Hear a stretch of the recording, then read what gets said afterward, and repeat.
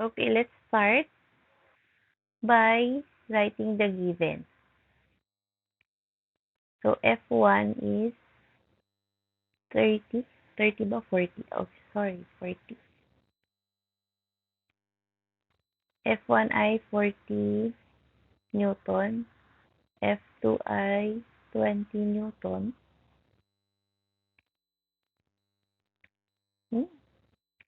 Pangit ang sulat. F3 ay 30 Newton. And then, meron tayong angle na 30 degrees sa incline. And then, yung distance is 80 centimeters or this is 0.80 meter. Ang required ay work 1, work 2, and work 3 kasi work done by each force. So, tatlo yung force natin. And then, equation natin is work equals force times distance and then work equals FD cosine theta. Bakit cosine theta lang yung gagamitin dito if naka ganito yung force mo? Kasi hindi mo magagamit yung isa kasi wala namang motion na paganyan. So, pwede natin ikot ulit to. So, magiging ganito siya. This is F3. This is F2. And ito na yung F1. Or ito yung gamitin natin, F1 cosine 30. Okay, so solving for work 1.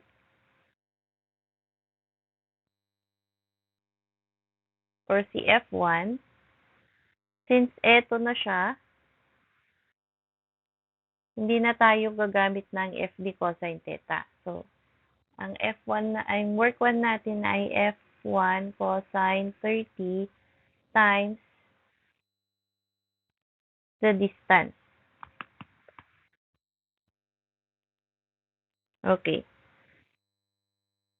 So, work 1 is 40 cosine 30 times 0.80 meters. Ang work 1 natin ay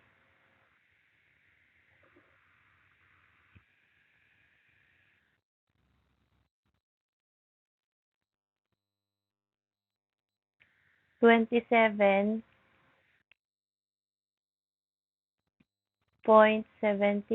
or ang work 1 natin ay 30 Newton since one significant figure siya. Okay. So, work 2 naman natin, wala kasing motion na pababa or pataas. So, ibig sabihin, yung distance natin ay 0. Or, pwede pa rin naman natin siyang isolve. So, F2 times the distance. So, work 2 is 20 Newton times 0. So, the work 2 is 0 joule. Hindi pala Newton yan, sorry. Joule pala. Okay. So, ang joule kasi ay Newton meter. So work 3 natin, force times distance lang yan. So, 30 Newton times 0.80 meter. So, work 3 natin ay, ano ba siya? 24. Or, 20 joule lang for one significant figure. Okay. So, next slide.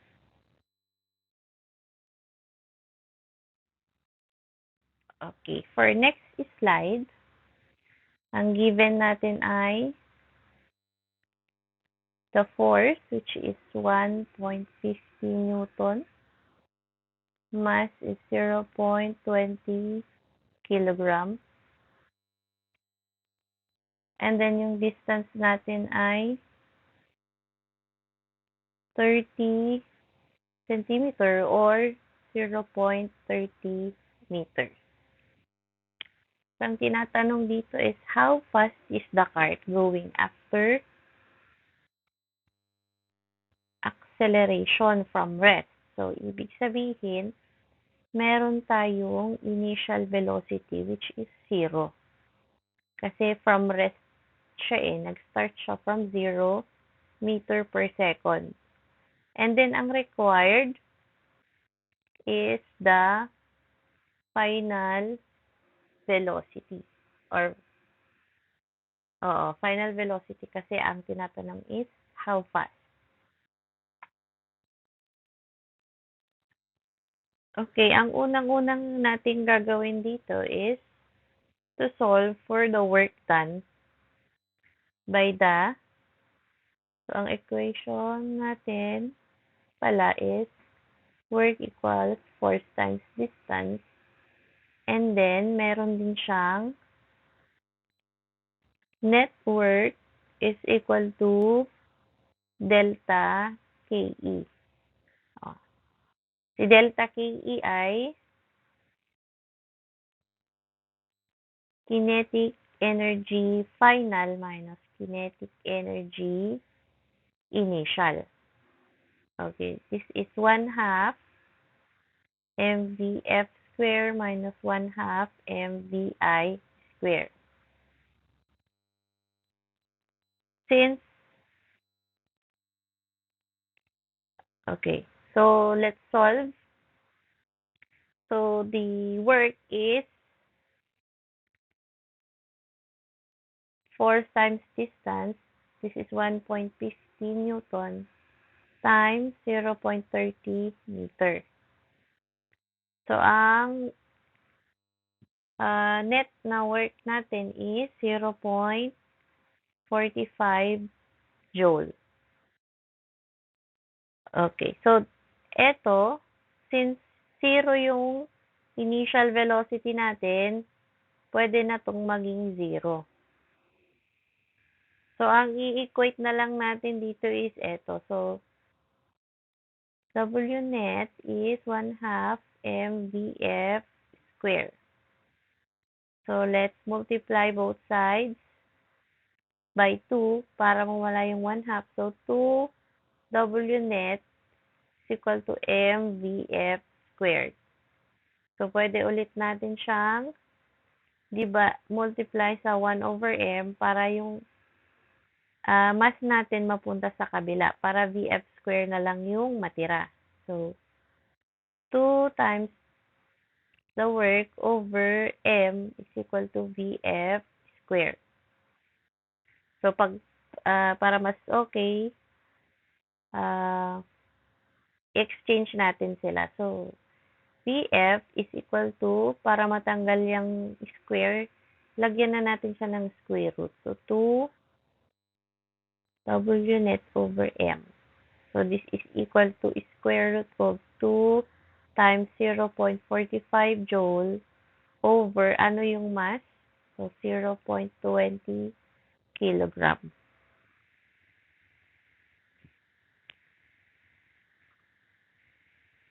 So, ano yung magiging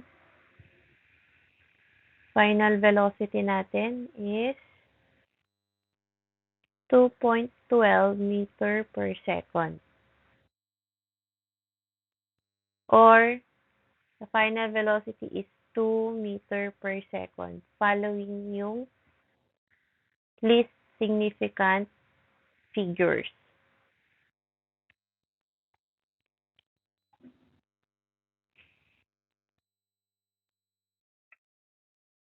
Okay, number 3. Given ay, so, initially, 15 meter per second yung velocity niya and then it was brought to rest. So, ibig sabihin, The initial velocity is 15 meter per second. Tapos, yung final velocity niya ay 0 meter per second. And then, meron siyang distance, which is 2.0 meter. And then, yung mass natin is 90 kilogram. So, ang required is force. The average force. So, ang may equation natin ay, of course, meron tayong work is equal to force times distance. Or, since force hinahanap natin, force is equal to work over distance. And then, meron ding net work is equal to delta KE or 1/2 mvf square minus 1/2 mvi square. Since 0 naman yung final velocity natin, pwede na natin gawin tong 0. So, ang net work na lang natin is negative 1/2 mvi square. So, tuloy natin. So, solving for the network. So, 1/2, 90 kilogram, tapos 15 squared. So, this is 10125. Oh, 10,125 joule.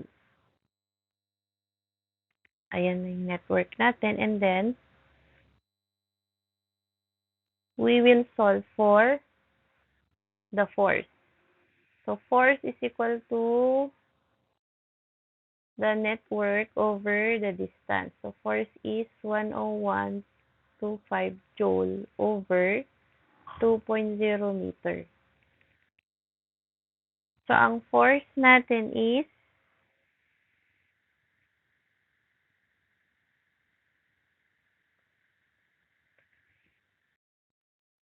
5,062.5 Newton.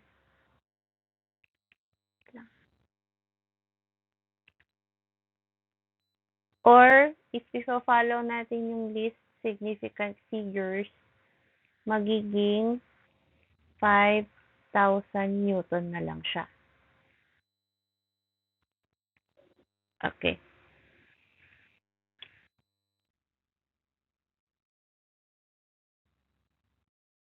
Next.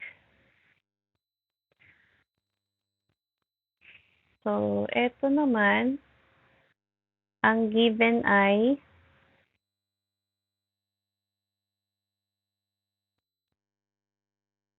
okay. Ang given ay velocity ni A, which is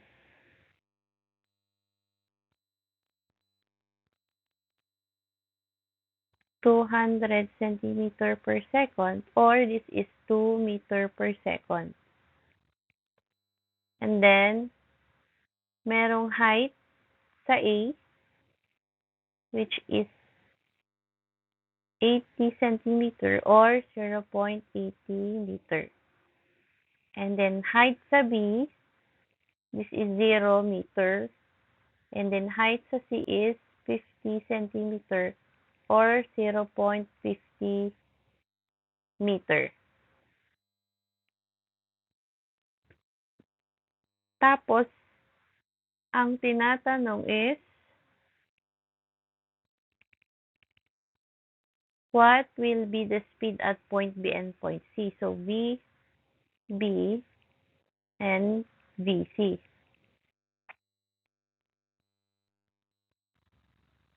Okay, using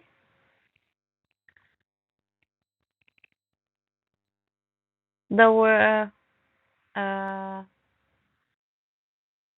work energy theorem or the conservation of energy. Ang ibig sabihin yan is, so KEA plus PEA is equal to KEB plus PEB. So, ibig sabihin, ang kinetic energy at potential energy dito ay equal sa kinetic energy at potential energy dito. Equal din siya sa KEC plus PEC. So, ibig sabihin, ang total energy dito ay equal at this point at equal din at this point. So, at any point in the slide or sa dito, magiging equal sa iisang total na energy. So, TEA is equal to TEB is equal to TEC. So, ang magbabago-bago lang along the way is yung values.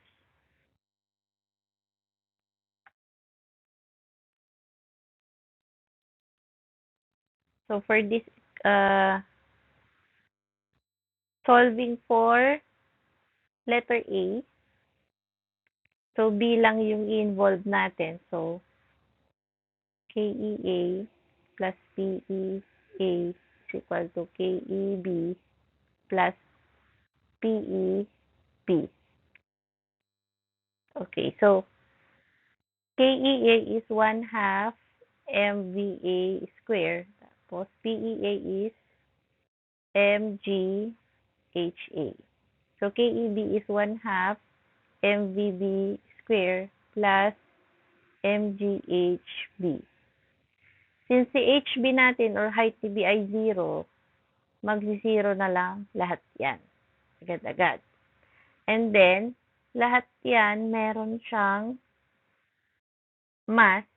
So, pwedeng i-cancel na lang din natin yung mass para hindi na tayo mag-solve kasi wala namang given na mass. Okay, so 1/2. Ano yung VA natin? So, 2 meter per second square plus CG natin is 9.8. HA natin is 0.80 meters equal to 1/2 VB square. Since VB yung sinasolve natin.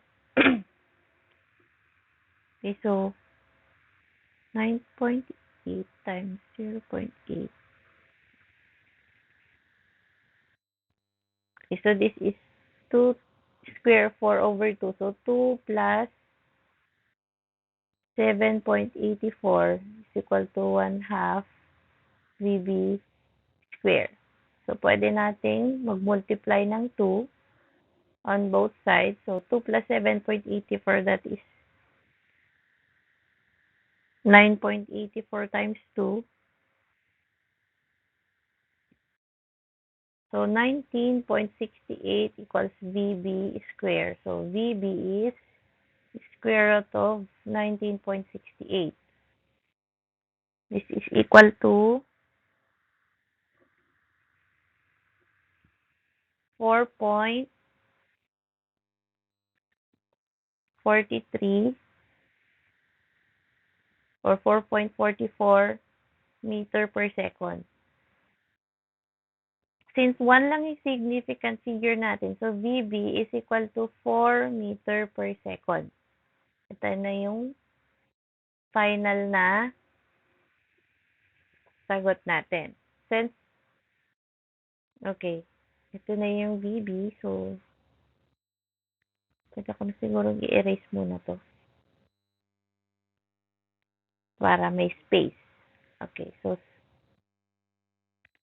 dito naman tayo sa letter C, ay letter B. So, KEA plus PEA is equal to KEC plus PEC. So 1 half MVA square plus MGHA is equal to 1 half MVC square plus MGHC. Since walang M, and meron silang lahat M, pwede na nating i-cancel yung M. As I said, wala namang given na mass.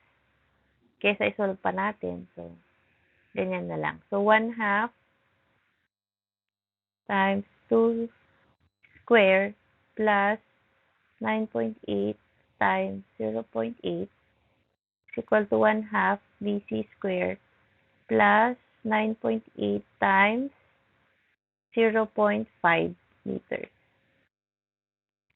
Okay, so eto, since nasolve na natin to, eto siya, 9.84. So, direkta na natin. So, 9.84 minus, ano tong 9.8 times 0.5? 4.9 is equal to 1 half BC squared. 9.84 minus 4.9, that is, so 4.94 is equal to 1 half BC squared. So, multiply both sides by 2.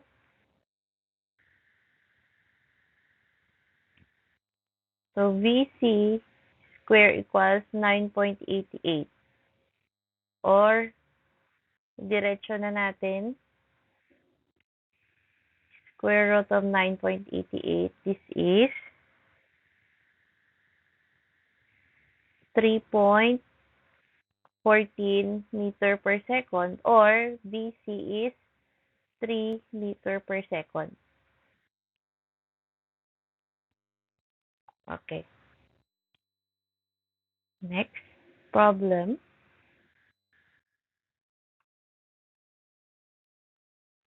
Okay, given ulit.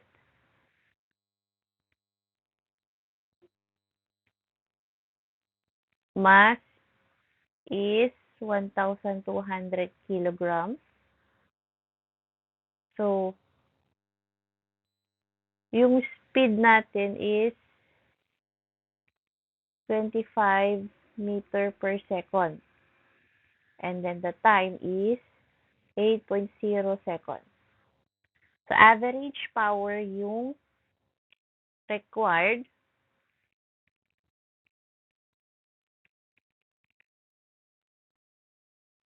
Okay, so ang equation natin ay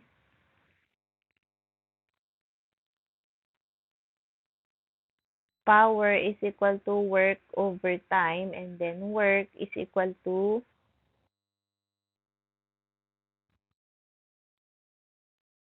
delta KE.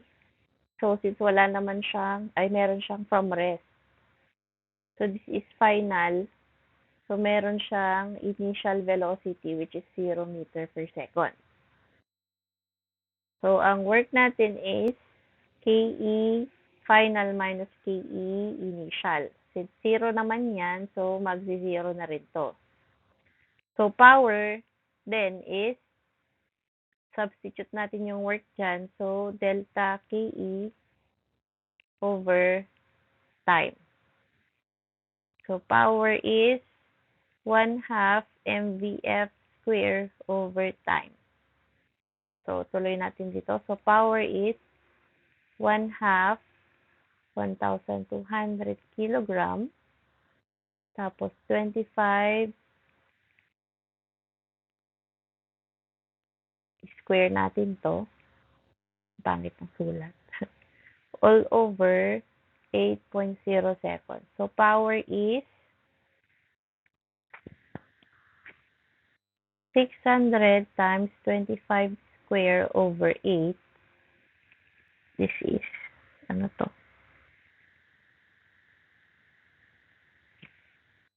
375,000 joule over 8 seconds. So, power is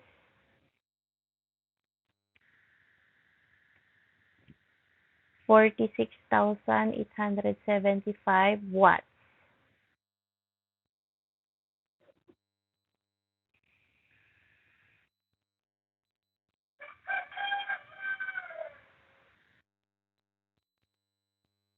Or pwede natin siyang i-equal sa kilowatts. Since naka two significant figures tayo dito, so power is 47,000 watts or 47 kilowatts. Sumobra. 47 kilowatts. Ito na yung power natin. Si watts nga pala ay joule per second.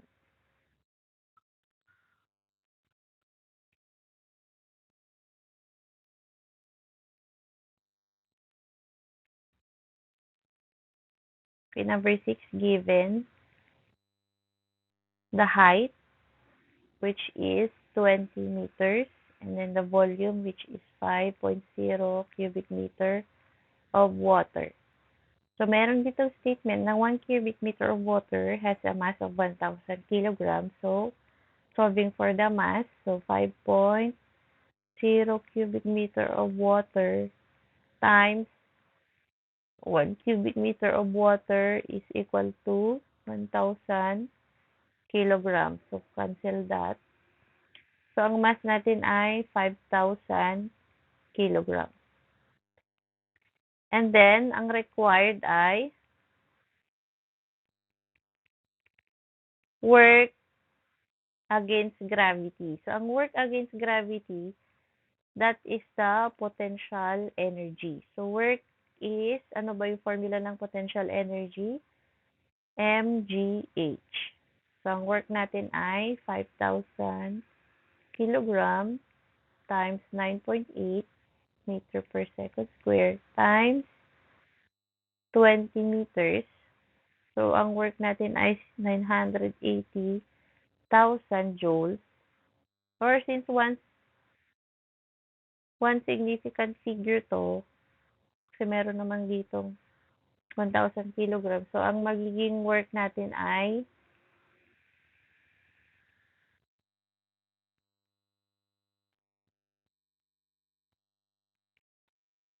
1,000,000 joules. Ay? May ganun? Oh, this is your final answer. If follow natin to. If not, so significant figure naman yung, hindi, one significant figure. Okay. Ito yung sagot, 1,000,000 joules. Or pwede din na 1,000 kilojoules. Oh, kayo na humusga. Next problem. So, ang given dito ay mass ng bola. So, 0.50 kilogram. And then, height, which is 1.50 meter. Ngayon, how much did the ball's kinetic energy increase as it fell past the window? Yun yung first question. So, ang required ay letter A, kinetic energy. Delta KE kasi increase in kinetic energy. And then letter B, ang required ay the final speed.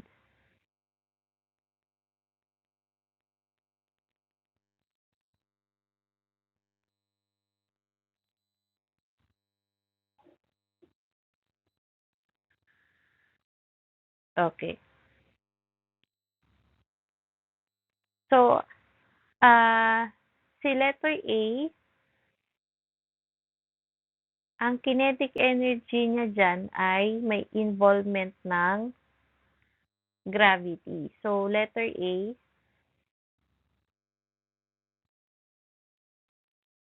equation. So, pwede dito ang delta KE equals 1/2 mvf square minus 1/2 mvi square. So, Si delta KE kasi pwede rin mag-equal sa delta PE, which is mgh. Kasi dito sa letter A, tinatanong niya yung increase ng kinetic energy as it fell past the window. So, nung nahulog na siya, meron siyang interference ng gravitational force. So, ito yung gagamitin natin. So, solution. So, letter A, delta KE is mgh, which is 0.50 times 9.8 times 1.50 meter.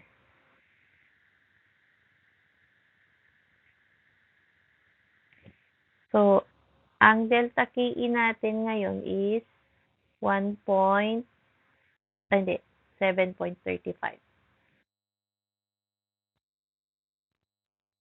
7.35 joule.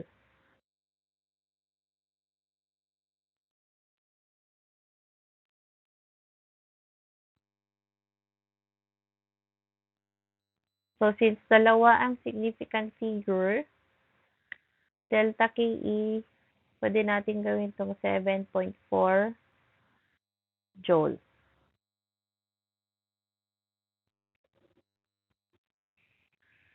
Okay, letter B. Pwede na siguro sa taas. So, letter B. So, ito yung equation. Hinahanap natin si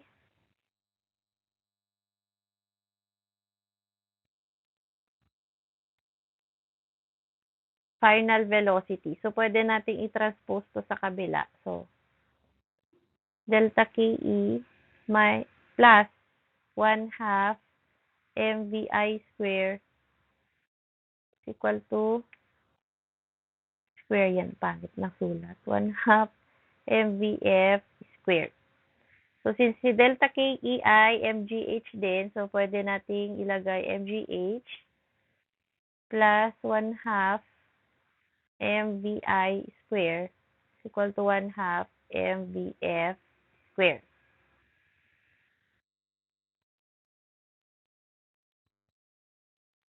Okay. Yung given pala, meron pala. May initial velocity na 3.0 meter per second. Okay, since meron silang mass lahat, para mas madali, i-cancel na lang natin para hindi na natin isosolve. Pero it's up to you. Pwede mo namang isolve na lang din na merong siyang mass. Pero for ease of solving, cancel na lang natin. So, si GH, so 9.8 times 1.5 plus 1/2 3 square is equal to 1/2 VF squared. So, solving this, so 9.8 times 1.5, 14.7 plus, so 3 square, 9 yan, divided by 2, 4.5 is equal to 1/2 VF squared. 14.7 plus 4.5, which is 19.2 is equal to 1/2 VF squared. So, pwede nating i-multiply yung 2 on both sides to get 38.4 is equal to VF squared. So, VF is square root of 38.4. Ang final velocity natin is 6.2 meter per second. Oh. Ni-round off ko na agad for convenience.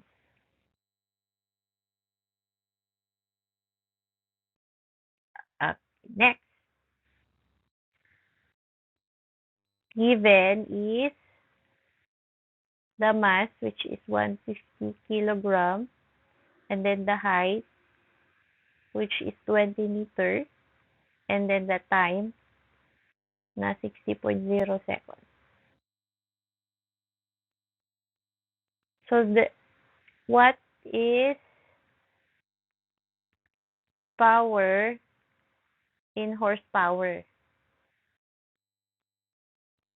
Yun yung required. Ko-convert natin yan sa horsepower. So equation natin for this is the power is equal to work over time. And then ng work natin is the potential energy, which is mgh. Therefore, ang formula natin sa power ay mgh over time.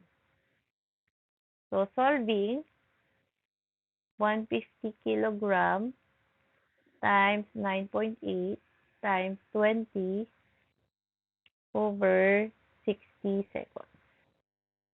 So, ang power natin ay, let me calculate, 150, 28.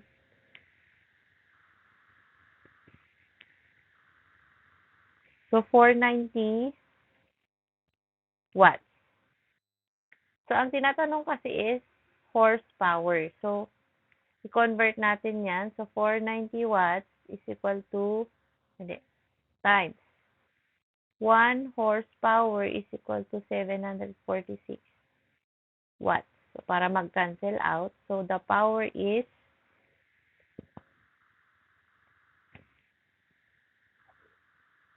490 divided by 746.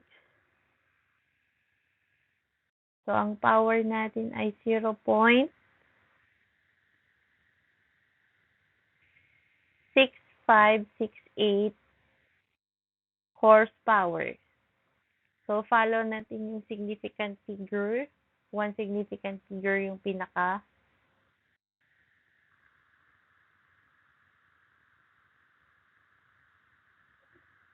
pinakamaliit. 1 ba? Oo. 1. So, 0.7 HP. Okay, this is your final answer for number 8.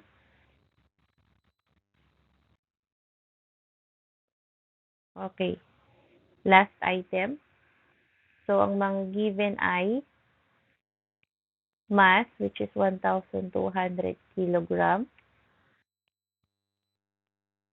And then, from 20 to 15, so ang initial velocity niya ay 20 meter per second. And then, ang final velocity niya ay 15 meter per second. And then, meron tayong distance, which is 130 meters. Okay, ang tinatanong is the force. So, how large a force opposes the motion? So, if it opposes the motion, most probably, ang force natin ay magiging negative. Pero tingnan natin if makakakuha tayo ng negative na force. So, ang equation for this is, of course, meron tayong work, which is force times distance, or the force is work over distance. And then, delta KE.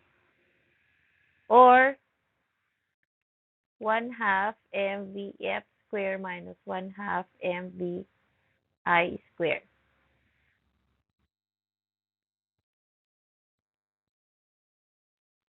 So, solve muna natin yung net work. So, solve na natin dito. So, 1/2, 1,200, 15, minus 1/2, 1,200, ay, nagsobra ng 0. 1,200 tas 20 meter per second. I-square mo yung lahat.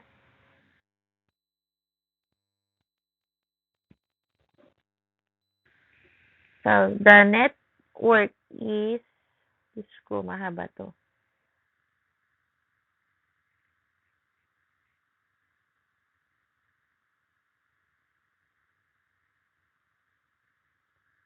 So, the answer is negative 105,000 joule. Ayan. So, negative yung work. So, opposing yung force kasi dyan. So, let's solve for the force. The net work over the distance. So, negative 105,000 joule over 130 meters. So, ang force natin will be negative 807.692.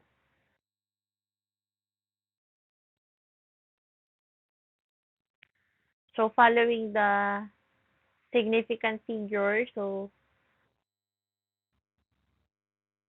1 lang. Okay. So, the force is negative 800 Newton.